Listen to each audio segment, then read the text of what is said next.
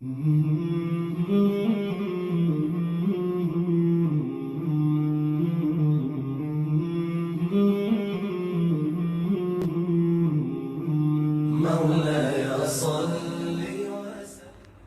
نے عرض کی یا رسول اللہ صلی اللہ علیہ وسلم پینے کے لیے پانی نہیں ہے.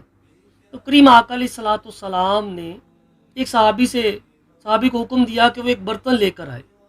وہ برتن لے کر آئے تو کریم آقا علیہ الصلوۃ والسلام نے اس کے اندر اپنا ہاتھ مبارک ایسے کر دیا تو 5 انگلیوں سے پانی کے چشمے جاری ہونا شروع ہو گئے. صحابہ فرماتے ہیں ہم نے وہ پانی پیا، وضو کیا، غسل کیا، جانوروں کو پلایا. 3 روایتیں ہیں، ایک کے اندر آتا ہے 700 صحابہ تھے، ایک میں آتا ہے 900 صحابہ تھے، ایک میں آتا ہے 1500 صحابہ تھے. لیکن حضرت جابر کی جو روایت ہے وہ بڑی کمال کی ہے. آپ فرماتے ہیں لو کننا میات الفن لکفانا، اگر وہ 1,00,000 بھی ہم ہوتے تو ہمیں وہ پانی کفایت کر جاتا. تو بزرگوں دوستوں بتائیے، جو بندہ یہ شان بیان کرے گا تو سننے والوں کو محسوس نہیں ہوگا کہ یار اس کا نبی بڑی شانوں والا ہے. بے شک پتھروں سے پانی کے چشمے جاری کرنا بڑی شان تھی، لیکن گوشت اور خون سے پانی کے چشمے جاری کرنا یہ اس سے بڑی شان ہے، محبوبیت کا انداز ہے، جو ہمیں درود شریف کی فضیلت و عظمت سے پتہ چلے گا اگر ہم محبت سے پڑھیں گے، کسی سے سیکھیں گے. عیسیٰ علیہ السلام کے جو ماننے والے ہیں ان سے کہا جائے گا کہ بے شک عیسیٰ علیہ السلام پتھروں کو زندہ کر کے کلمہ پڑھاتے تھے، یہ بڑی شان ہے. لیکن ہمارے آقا علیہ الصلوۃ والسلام کو تو اللہ تبارک و تعالیٰ نے اس سے بڑی شان عطا فرمائی کہ آپ کے کہنے پر پتھر کلمہ پڑھ لیا کرتے تھے. مشکوٰۃ شریف کے اندر باب المعجزات کے اندر ایک حدیث مبارکہ ہے کہ ایک بار ابو جہل کریم آقا علیہ الصلوۃ والسلام کی بارگاہ میں حاضر ہو کر عرض کرتا ہے اے محمد بن عبداللہ، تو میرے اپنا ہاتھ پیچھے کر کے چھپا لیتا ہے اور کہتا ہے اے محمد بن عبداللہ، اگر تو مجھے بتا دے کہ میرے ہاتھ میں کیا ہے تو میں کلمہ پڑھ لوں گا. جن لوگوں نے پڑھنا تھا کلمہ انہوں نے دلیل نہیں مانگی، جیسے ابو بکر صدیق رضی اللہ تعالیٰ عنہ. جنہوں نے نہیں پڑھنا ہوتا انہوں نے ہزاروں حل و حجت کیا. تو کریم آقا علیہ الصلوۃ والسلام نے کہا چچا میں کہوں یا تیرے ہاتھ کی کنکریاں بول کر کہیں؟ ابھی آپ نے یہ حکم ارشاد فرمایا تھا کہ کنکریوں نے کریم آقا علیہ الصلوۃ والسلام کا کلمہ پڑھنا شروع کر دیا.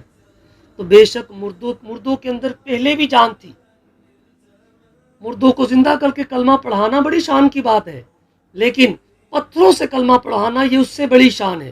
اسی طرح کی ایک حدیث مبارکہ طبرانی کے اندر ملتی ہے.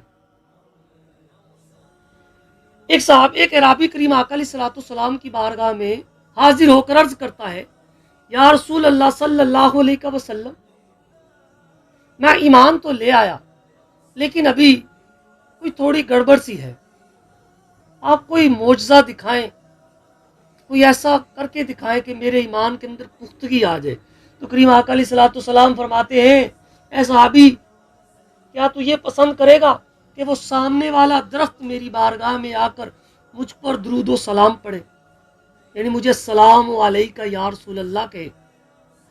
تو وہ کہتا ہے جی بالکل، حسبی، پھر تو کمال ہو جائے گا. کریم آقا علیہ الصلوۃ والسلام فرماتے ہیں اس درخت سے جا کر کہو کہ تمہیں اللہ کا نبی صلی اللہ علیہ وسلم بلا رہے ہیں. وہ عرابی کہتا ہے کہ میں درخت کے پاس گیا، میں نے جا کر اسے کہا کہ تمہیں کریم آقا علیہ الصلوۃ والسلام نے حکم دیا ہے کہ میری بارگاہ میں چل کر آؤ. طبرانی کے الفاظ یہ ہیں درخت پہلے دائیں ہلا پھر بائیں، پھر زمین کو چیرتے ہوئے کریم آقا علیہ الصلوۃ والسلام کی بارگاہ میں آ کر عرض کرتا ہے الصلاۃ والسلام علیکہ یا رسول اللہ صلی اللہ علیہ وسلم. تو وہ عرابی کہتا ہے یا رسول اللہ آج تو کمال ہو گیا، میرا ایمان مضبوط ہو گیا. دیکھیے عظمت مصطفیٰ، شان مصطفیٰ بیان کرنے سے ایمان مضبوط ہوتے ہیں. اسے کہا جائے گا اے عیسائی، بے شک عیسیٰ علیہ السلام نے مردوں کو زندہ کر کے کلمہ پڑھایا ہے، لیکن میرے نبی کی شان ہی نرالی ہے، وہ تو سراپا عظمت و شان والے ہیں. کریم آقا علیہ الصلوۃ والسلام نے پتھروں سے، درختوں سے، اور خود کریم ترمذی کی ایک حدیث مبارکہ ہے کریم آقا علیہ الصلوۃ والسلام فرماتے ہیں میں ان پہاڑوں کو، درختوں کو جانتا ہوں. اعلان نبوت سے پہلے جب میں ان کے پاس سے گزرتا تھا تو مجھے کہا کرتے تھے السلام علیکہ یا رسول اللہ صلی اللہ علیہ وسلم۔ ہندو سے کہا جائے گا بے شک انبیاء شانوں والے ہیں، تیرے بھگوان کی تو کوئی شان کوئی وقت ہی نہیں، لیکن تو پھر بھی اس کی عظمت بیان کر رہا ہے کہ اس نے بہت بڑا تیر کمان توڑ دیا۔ یہ تو کوئی پہلوان بھی توڑ سکتا ہے۔ کمال تو یہ ہے کہ میرے محبوب نے انگشت مبارک سے چاند کے 2 ٹکڑے کر دیے، یہ اس سے بڑی شان ہے۔ دیکھیے بزرگوں دوستو، اگر آپ یہ شان عظمتیں بیان کیے کریں گے تو اللہ تبارک و تعالیٰ کی شان، توحید، اسلام کی حقانیت اجاگر ہوگی۔ اور وہ کیسے ہوگی؟ آقا علیہ الصلوۃ والسلام کی عظمتیں اور شانیں بیان کرنے سے۔ مجھے سمجھ نہیں آتی ان لوگوں کی جو لوگوں کو اسلام تو سمجھانا چاہ رہے ہیں، لیکن آقا علیہ الصلوۃ والسلام کو ایک معمولی سے آدمی کے کٹہرے میں کھڑا کر کے،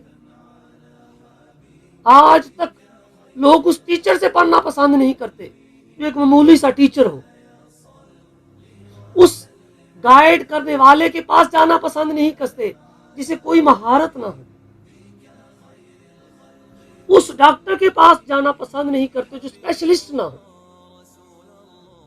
اگر کریم آقا علیہ الصلوۃ والسلام عام انسانوں جیسے انسان ہو، یہ بات یاد رکھیے بزرگوں دوستو، کریم آقا علیہ الصلوۃ والسلام بشر ضرور ہیں لیکن ہمارے جیسے نہیں، بے مثال بشر ہیں۔ وہ تو بشروں کی جان ہے، بلکہ وجہ کائنات ہیں۔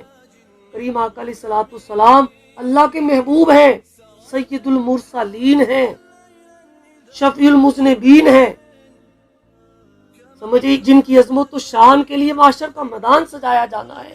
وہ تو وہ ہستی ہیں جن کی عظمت شان بیان کرنا ہی دین کا نام ہے۔ پورا قرآن پڑھ جائیے، اللہ تبارک و تعالیٰ نے مختلف انداز سے کریم آقا علیہ الصلوۃ والسلام کی شانوں سے پورا قرآن بھرا ہوا ہے۔ جو ایک معمولی سا انسان ثابت کرنے کر کے دین اسلام کی تبلیغ کرتے ہیں، مجھے آج تک ان کی تبلیغ کی سمجھ نہیں ہے۔ مجھے تو اتنا پتا ہے، میں اپنی حیاتی تو قربان تھیواں، عہد نال احمد ملندے گزر گئی۔ بندہ مومن کی جو زندگی ہے وہ اسی سے ڈلی ہوئی ہے کہ جب تک وہ عظمت شان مصطفیٰ صلی اللہ علیہ وسلم سے اپنے دل کو جگمگائے گا نہیں، زبان کو تر نہیں رکھے گا، نہ اسلام سمجھ آئے گا، نہ کسی کو اسلام سمجھا پائے گا۔